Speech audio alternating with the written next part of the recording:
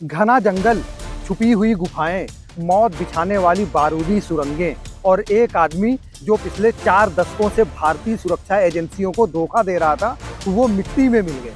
नमस्कार दोस्तों, ऑपरेशन सिंदूर की चकाचौंध में हम एक और ऑपरेशन की बात तो कर ही नहीं रहे हैं।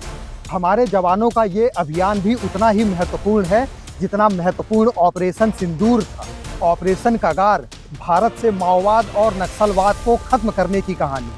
19 मई 2025 छत्तीसगढ़ के अबूझमाड़ जंगलों में एक 50 घंटे का भीषण एनकाउंटर चला और इस एनकाउंटर में मारा गया भारत का मोस्ट वांटेड नक्सली नंबाला केशव राव उर्फ बसाव राजू। 1955 में आंध्र प्रदेश के जियन्नापेट गांव में जन्मा बसाव राजू कोई साधारण इंसान नहीं था।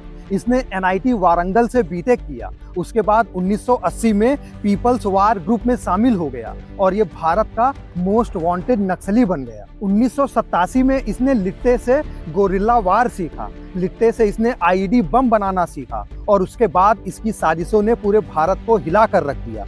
2010 का दंतेवाड़ा नरसंहार, जिसमें 76 CRPF के जवान मारे गए थे। 2013 का जीरम घाटी हमला, जिसमें 27 लोग मारे गए थे। उन 27 लोगों में कांग्रेस के कई वरिष्ठ नेता भी शामिल थे। और 2003 में आंध्र प्रदेश के तत्कालीन मुख्यमंत्री चंद्रबाबू नायडू के ऊपर जानलेवा हमला, इन सब का मास्टरमाइंड था बसाव राजू।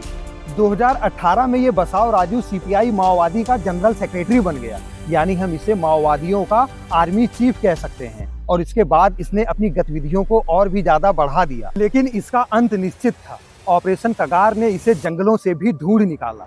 19 मई 2025 को छत्तीसगढ़ पुलिस और CRPF ने छत्तीसगढ़ के दंतेवाड़ा, बीजापुर और नारायणपुर में एक ज्वाइंट ऑपरेशन चालू किया। 50 घंटे तक जबरदस्त सर्च ऑपरेशन चला। गोलियां चली, जिसमें 30 से ज्यादा नक्सली मारे गए और इन 30 नक्सलियों में एक था बसाव राजू।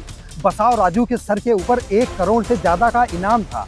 आप ये समझिए, ये इतना बड़ा नक्सली था कि इसके एनकाउंटर के बाद प्रधानमंत्री और गृह मंत्री ने भी देश को बधाई दी।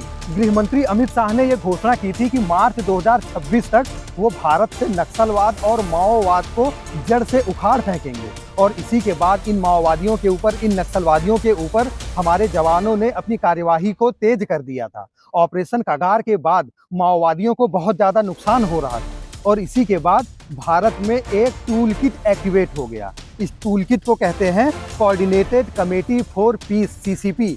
इस CCP के जो सदस्य थे वो माओवादियों के बीच में और हमारी सेना के बीच में, हमारे जवानों के बीच में संघर्ष विराम कराना चाहते हैं। और इसी संघर्ष विराम कराने के उद्देश्य से ये कांग्रेस के नेता राहुल गांधी से भी मिले।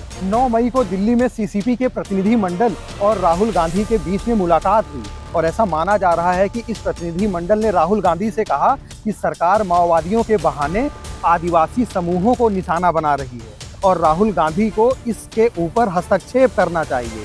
ये भी माना जा रहा है कि इस प्रतिनिधि मंडल ने राहुल गांधी को ये सुझाव दिया कि वो तेलंगाना के मुख्यमंत्री रेवंत रेड्डी को ये कहें कि वो भारत सरकार के ऊपर दबाव बनाएं कि भारत सरकार इन माओवादियों के साथ शांति वार्ता करे और संघर्ष विराम की घोषणा करे। इस तथाकथित पीस कमेटी के मेंबर्स ने तेलंगाना के पूर्व मुख्यमंत्री से भी मुलाकात करी और जो तेलंगाना के वर्तमान मुख्यमंत्री है रेवंत रेड्डी, उनसे भी मुलाकात करी और उनसे भी कहा कि वो केंद्र सरकार के ऊपर दबाव बनाए। अब यहाँ पर ध्यान देने योग्य बात यह है कि इस पीस कमेटी का गठन किया गया अभी और इसका उद्देश्य है भारत सरकार और CPI माओवादी के बीच में संघर्ष विराम और शांति वार्ता की शुरुआत करना। लेकिन ये नया भारत है, ना ये देश के बाहरी दुश्मनों से बात करता है, ना देश के आंतरिक दुश्मनों से बात करता है, बल्कि उनके आखिरी अंजाम तक उन्हें पहुंचाता है। ऐसे समय में जब भारत के जवान नक्सलवाद के खिलाफ एक निर्णायक लड़ाई लड़ रहे हैं, इन टूल किट के मेंबर से राहुल गांधी का मिलना